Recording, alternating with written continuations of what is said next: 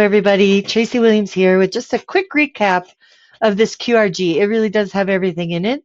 The lead or the overseer of the mentor program is Michelle Pratt. So this will be your go-to if you have any questions. I just wanted to verbally outline it just a titch, but then really go back to this document to get all the details of what it entails to be a mentor. In a outline, the mentor program will be all year long. The first 2 weeks that you're put into the position of mentor, you'll check in daily with your new staff member via link, just for a few minutes. What you can talk about is outlined further in this QRG. For the next 8 weeks, you're going to schedule a weekly half-hour time to meet via link on the video, get both of you really comfortable with that platform. So that's used more and more in that capacity. And during that time, it's outlined further what that meeting will consist of. You'll be at the end, anytime we're breaking down and setting up classes, you'll schedule an extended time period where they can be in your classroom with you. And I just advise it's a win-win to do the processes together.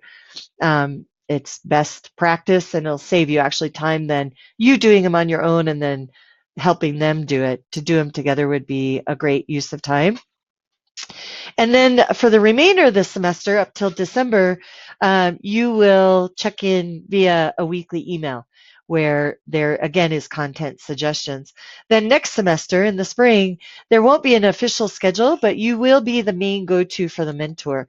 Michelle Pratt will be sending you out surveys for you to fill out, periodically giving feedback for the mentor program, what's going on with your new staff member, as well as really make sure you use those feedback to tell us if we need to supply additional training for anybody or even the whole group. And Michelle will monitor those and make sure that happens if that is the case.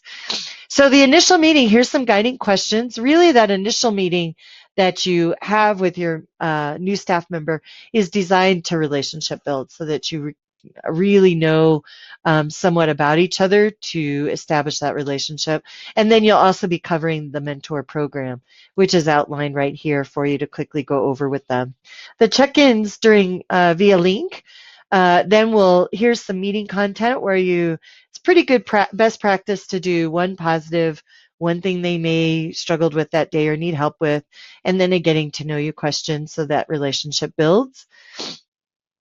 The weekly half-hour check-in, again, this is all outlined. Here's some suggestions on what to cover out of the handbook.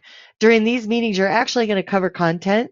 As we all know, everything's been covered and been presented to the new staff members, but there's no way, just like our students and parents, that they could learn it all. So they're going to need some review of some of these items. And so they're listed here, but you can also review whatever your staff member wants. So the handbook, please involve the handbook in everything you do when you go into the content, because that's their guide as well when you're not available or they're working late at night. That handbook has it all in there as well, and it'll get both of you very aware of what's in there. Here's the end of grading period meeting, weekly check-in by email guide, and then the rest of the year go-to instructions. So first, just thank you for being a mentor. It's an amazing support for our new staff that have really afforded our teaching excellence to soar. So we appreciate you doing this. And Michelle Pratt, your go-to if you need anything.